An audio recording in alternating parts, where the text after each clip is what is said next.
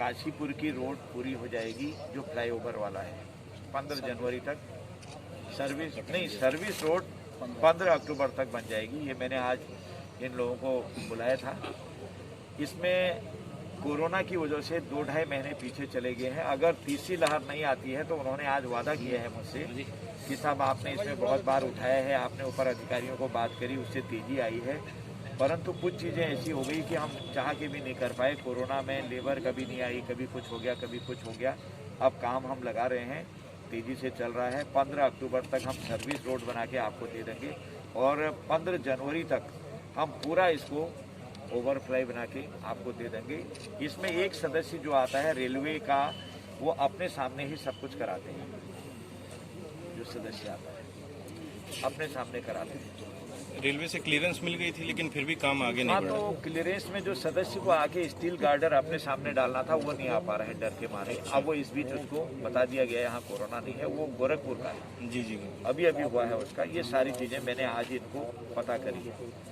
और बाकी द्रोण सागर वाला मामला भी मैंने उठाया था, ये भी मैंने संसद में उठाया था। पर्यटन के क्षेत्र में जैसे जो हिडन पोर्शन है हमारे, जिनका नॉलेज नहीं हो पाई है वो ऐतिहासिक हैं, लेकिन उस मानचित्र पर ऊपर नहीं आए हैं। तो मेरा प्रयास है कि अपने उत्तराखंड के उनको जो सामने है उसको लाएंगे, जिसमें द्रोण सागर का प्रोजेक्ट अपना ये वाला भी, उसको मेरी कोशिश है। कई मेरे मन में अभी विचार हैं, अभी तो मैंने अच्छी तरह मंत्रालय देखा नहीं है। पहले ही कह देने से अच्छा प्रभाव नहीं आता है, थोड़ा काम हो जाएगा तो उसको देख लेंगे। और कोई बात है तो सर, एक सवाल ये है कि रक्षा क्षेत्र में आपने ले लिया, बस चल रहा। सर, रक्षा क्षेत्र में कई वैकेंसियां अभी नहीं, लगभग 9,700 वैकेंसियां निकलनी थी। ये मैंने दिया था अभी। हाँ, अभी लोकसभा में आपने एक सवाल के जवाब लोकसभा का उत्तर दिया था। वहाँ पर वो जैसे जैसे जरूरतें होती है रक्षा विभाग निकालता है। हमने यहाँ तक का अपना एक प्लान बनाया है, यहाँ तक हम ले जाएंगे, लेकिन जब जब जरूरतें होंगी उसको करेंगे। वो तो मैंने खुद बोला है, मैंने राज्यसभा में बोला है, सदन में बोला है, हिसाब निकाल के बोला है।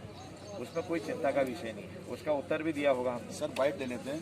सर, रक्षा सेवा अध्यादेश को लेकर सवाल उठाए गए थे सर, उस पर आपका क्या? कहीं से कहीं पर कोई रक्षा सेवा अध्यादेश गलत नहीं है। हम उसकी जगह एक्ट ले आए हैं, क्योंकि हमने जितनी भी हमारी 41 कंपनियां थी जी ऑर्डिनेंस की, वो 7 PSUs में बदल दी है, 7 में ले आए हैं। तो वो उनका बिखराव पड़ा हुआ था आज तक, हमने एक में कर दिया है। किसी भी कर्मचारी की सेवाओं को कुछ भी नहीं होगा, हमने सदन में कहा है।